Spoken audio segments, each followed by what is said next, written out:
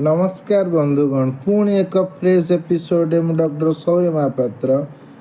आज विषय वस्तु डायरिया वर्तमान प्रमुख समस्या। समस्त घरे घरे एवं डायरिया समस्त पेट खराब होची। तार कौन तार कारण हो पारे क्यों जिनिस को आपण जदि सजग रोचंती आपण डायरिया मुक्ति पाई परिवे। तेणु आज विषय वस्तु से डायरिया उपरे केमिति डायरिया हुए कारण कौन डायरिया किछि लक्षण मान प्रकाश पाउची तापर के चिकित्सा पद्धति। ताले चलंतु वीडियो आरंभ करिबा।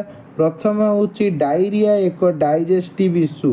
आपणकर खाद्यपेय जदि आपणकर अनियमितता रहउची किछि बाहर खाद्य खाई देइचंती कि कौनसी खाद्य द्रव्य प्रचुर परिमाण तेल मसला अच्छी ताहाले आपन को डायरिया हो पारे।